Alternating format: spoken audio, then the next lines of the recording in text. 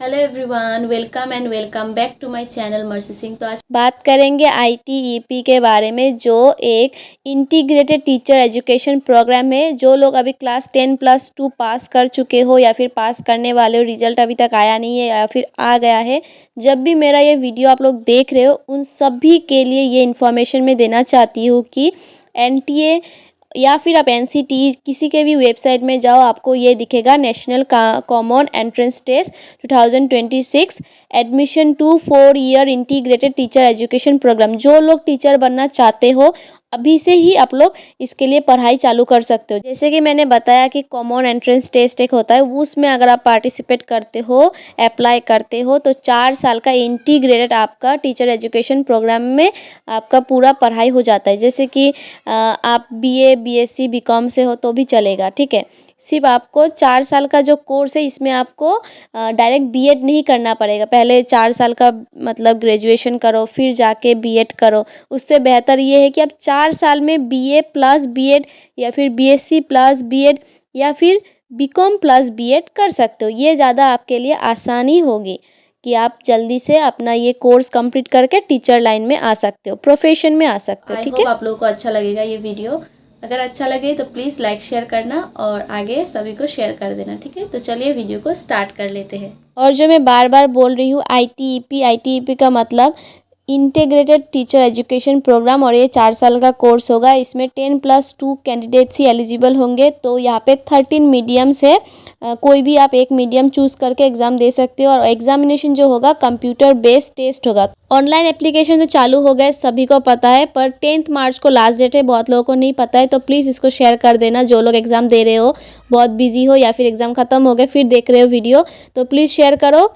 10 मार्च तक टाइम है। 11 मार्च तक पेमेंट कर सकते हो ऑनलाइन मोड में, किसी भी मोड यूज़ कर लेना।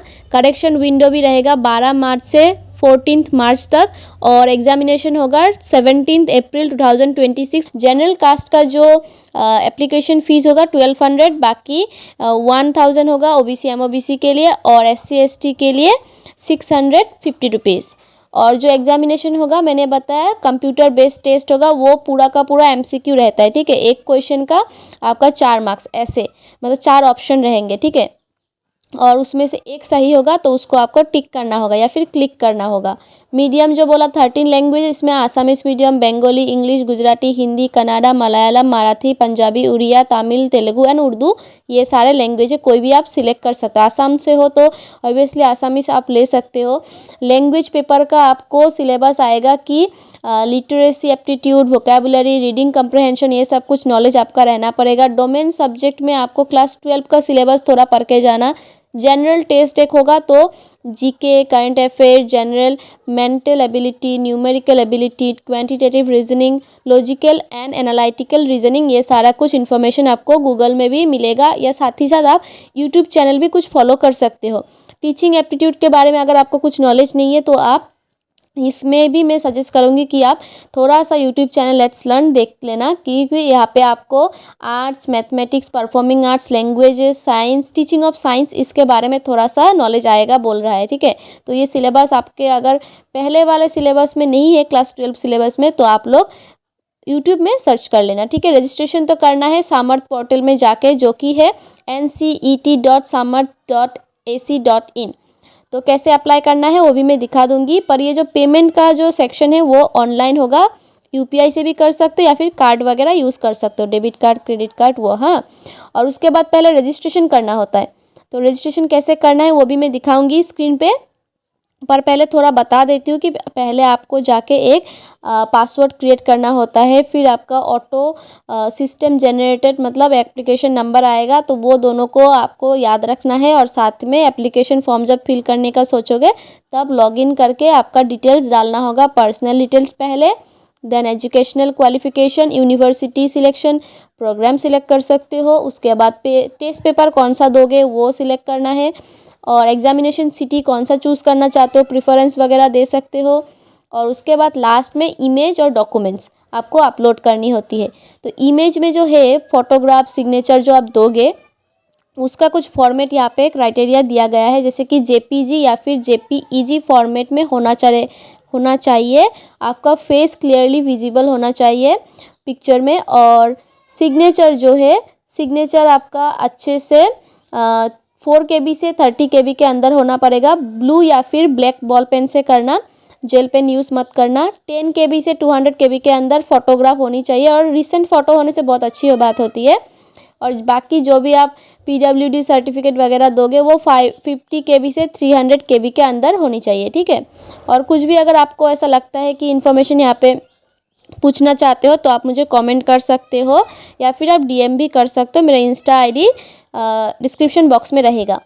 फ़ी पेमेंट का मैंने बताया, जो जनरल कास्ट का वो 1200 है और बाकी जो 1000 है वो OBC MOBC के EWS के लिए है और SC ST के लिए 650, थर्ड जेंडर के लिए 650 दिखाया गया है। और उसके बाद डाउनलोड कर सकते हो, सेव कर सकते हो और एक कॉपी प्रिंट आउट भी निकाल सकते हो कन्फर्मेशन पेज का कि आपने एप्लीकेशन फॉर्म फिलअप कर लिया है और ये बाद में काम आएगा आपका।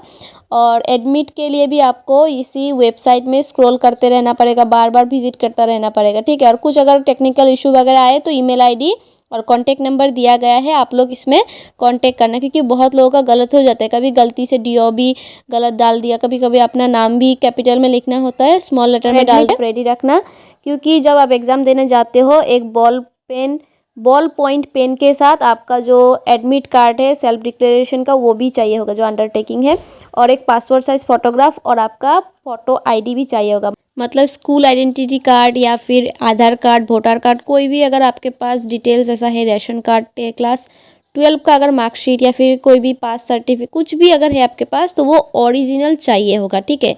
प्रिंट आउट, जेरोक्स वो सब नहीं चलेगा। और जो मैं बोल रही थी कैसे आपको लॉगिन करनी है, तो मैं यहाँ पे दिखा देती हूँ। देखिए, इंटीग्रेटेड टीचर का ये नेम ऑफ प्रोग्राम में ऑटोमेटिक सिस्टम जनरेटेड रहेगा, ठीक है। बाकी यूज़र नेम आपने जो क्रिएट किया था जब रजिस्ट्रेशन के टाइम, वो एकेडमिक सेशन, वहाँ पे आपको बहुत सारा मतलब टाइमलाइन दिखेगा, तो 26, 27 वाला सेशन चूज़ करना। देन पासवर्ड जो आपने क्रिएट किया था वो डालना और कैप्चा कोड 28C624 ये डाल देना। उसके बाद साइन इन करने से आपका ये लॉगिन हो जाता है। फिर आप एप्लीकेशन फॉर्म फिलअप कर सकते हो। स्टेप बाय स्टेप आपको प्रोसेस आएगा। पर्सनल डिटेल्स, उसके बाद आपका रहेगा एजुकेशनल डिटेल्स, कोर्स सिलेक्ट कर सकते हो, यूनिवर्सिटी सिलेक्ट कर सकते हो, उसके बाद एग्जामिनेशन सेंटर सिलेक्ट कर सकते हो। ऐसे करके सारा सिलेक्ट होने के बाद पेमेंट का ऑप्शन आएगा। देन आप उसको डाउनलोड भी कर सकते हो अपना फॉर्म। और मार्च का 10 तारीख को ख़त्म होगा, मतलब अभी भी टाइम है 10 दिन। किसी को अगर ये इन्फॉर्मेशन अभी तक नहीं मिला है तो प्लीज़ प्लीज़ प्लीज़ इसको शेयर करो, फॉरवर्ड करो अपने दोस्तों के पास, ताकि उन लोगों को पता चले, क्योंकि टाइम तो बहुत कम है और इसी टाइम में आपको जल्दी जल्दी अप्लाई भी करनी है।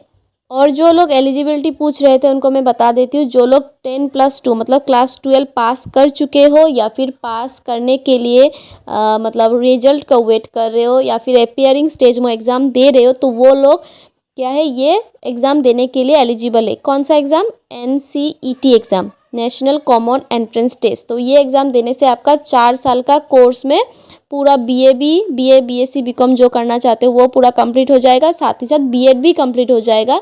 तो आप आराम से टीचर एजुकेशन प्रोग्राम कंप्लीट कर लेते हो, ग्रेजुएशन भी कंप्लीट कर लेते हो, डायरेक्ट आप जॉब लाइन में जा सकते हो। और NTA के वेबसाइट में आकर भी आप रजिस्ट्रेशन कर सकते हो। यहाँ पे रजिस्ट्रेशन फॉर NCET 2026 हाईलाइट क्या रहेगा, उसमें क्लिक करना। क्लिक करने के बाद आप यहाँ steps to online apply online, यहाँ पे आपको डिटेल्स लिखा रहेगा। पहले आप इन्फॉर्मेशन बुलेटिन करंट वाला, अभी का वाला यहाँ से डाउनलोड कर लेना, क्योंकि मेरे पास ये शो नहीं हो रहा था। और अगर आपका हो जाता है तो आप यहाँ से रजिस्ट्रेशन करके एप्लीकेशन फॉर्म फिलअप करना, पेमेंट करना, देन आप यहाँ से इन्फॉर्मेशन बुलेटिन भी डाउनलोड कर लेना। और अब है बहुत ही main important topic, scheme of examination. जो लोग पूछ रहे थे कि सब्जेक्ट कॉम्बिनेशन कैसे करें, तो यहाँ पे आप सेक्शन 3 दिखेगा।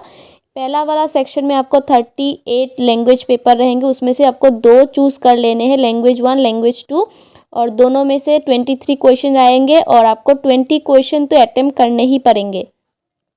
सेक्शन 2 में डोमेन स्पेसिफिक सब्जेक्ट रहेगा, बहुत सारे सब्जेक्ट, 26 सब्जेक्ट में से आपको कोई भी 3 सिलेक्ट करना होगा। 28 क्वेश्चंस आएंगे, उनमें से 25 क्वेश्चन 25 क्वेश्चंस आपको अटेम्प्ट करने ही पड़ेंगे। सेक्शन 3 जनरल टेस्ट आपका कंपलसरी है और इसमें 28 क्वेश्चन में से 25 आपको अटेम्प्ट करने होंगे। टीचिंग एप्टीट्यूड में 23 क्वेश्चन आएंगे, जो कि आउट ऑफ विच 20 क्वेश्चन आपको अटेम्प्ट करने ही पड़ेंगे। तो टोटल 181 क्वेश्चन में से 160 क्वेश्चन अटेम्प्ट करने होंगे। बाकी चॉइस आपका 3 क्वेश्चन का जो आपका मर्जी, आप कर भी सकते हो, आप इसको स्किप भी कर सकते हो, ठीक है। और यहाँ पे क्वेश्चन का जो नंबर है यहाँ पे डिस्ट्रीब्यूट कर दिया है कि 181 क्वेश्चन में से 160 करने पड़ेंगे।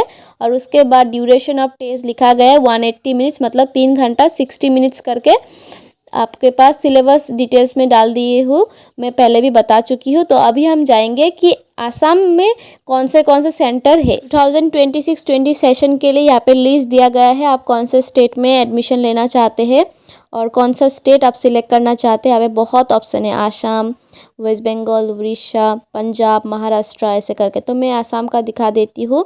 यहाँ पे 2 ऑप्शन मुझे अभी तक दिखाए और स्क्रॉल करते हुए जा रही थी तो और ज़्यादा दिखाए, तो आप लोग यहाँ से चूज़ कर लेना। तमिलनाडु, केरला, पुडुचेरी, हरियाणा, गुजरात, महाराष्ट्र, ये तो बताया मैंने।